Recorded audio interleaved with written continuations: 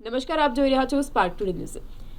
દાહોદ ખાતે દાહોદ તાલુકાના અભલોડ ગામના કોબરા ફળિયામાં રહેતા અનિલભાઈ ભાભોર કે જે પોતાની પત્નીના પગનું ઓપરેશન કરાવવાનું હોય તેઓ દાહોદ શહેરના ગોધરા રોડ સ્થિત ખાનગી હોસ્પિટલમાં તબીબની મુલાકાત લીધી હતી। હોસ્પિટલના તબીબે ઓપરેશનને 1,20,000 કહેતા અનિલભાઈ ભાભોરે કહ્યું કે તેમની પાસે આયુષ્માન કાર્ડ છે તો પણ તમને 50,000 રૂપિયા જમા કરાવવા પડશે।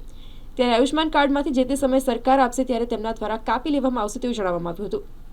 દર્દીના પતિ અનિલભાઈ દ્વારા કહેવામાં આવ્યું કે સારું, જ્યારે આયુષ્માન કાર્ડમાંથી રૂપિયા કાપી લેશો ત્યારે હોસ્પિટલમાં જમા કરાવેલ 50,000 તેમને આપશે। ત્યારે તબીબ દ્વારા હોસ્પિટલનું મેન્ટેનન્સ ચાર્જની વાત કરી અને રૂપિયા પરત ન આપવાનું જણાવ્યું હતું।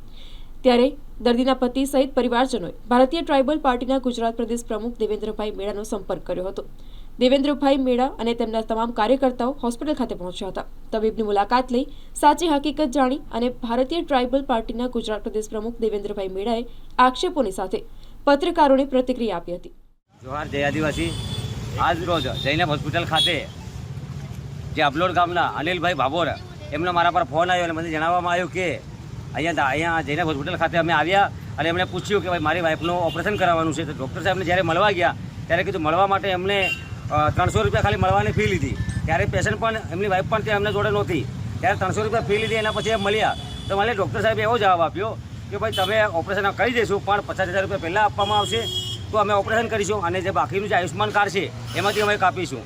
તો જે પેશન્ટ જે છે એમના વારસદાર છે એમણે એમ કીધું કે ભાઈ બાકીના 50,000 તમે મને પાછળથી આપશો ખરા કે એ તો પૈસા નહીં મળે ને। અને ફરી એમ કહે છે કે ભાઈ આ જે આયુષ્માન કાર્ડ છે એના પૈસા અમુક વાર આવે છે ને અમુક વાર નહીં આવતા, ત્યારે અમારે 50,000 રાખવા પડે અમારે અલગથી લઈને। આવો જવાબ આપવામાં આવ્યો છે। અને જ્યારે મોદી સાહેબ કહે છે કે ભાઈ અહીંયા મોદી સાહેબ કહે છે કે આયુષ્માન કાર્ડ આપ્યા છે ને હરેક હોસ્પિટલના અંદર સારી સારવાર મળે છે।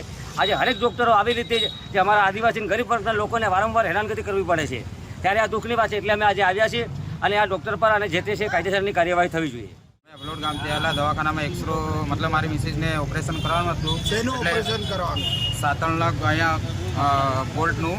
તો દવાખાને આવેલા તો સાહેબ જોડે વાત કરી, સાહેબને કીધું કે સાહેબે વાત કરી, પછી સાહેબે કીધું કે 1,20,000 રૂપિયા ઓપરેશનના થશે।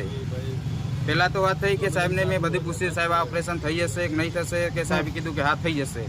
પછી સાહેબને કીધું કે મિનિમમ કેટલો ખર્ચો થશે, તો સાહેબે કીધું કે 1,20,000થી અધિક પૈસા થશે।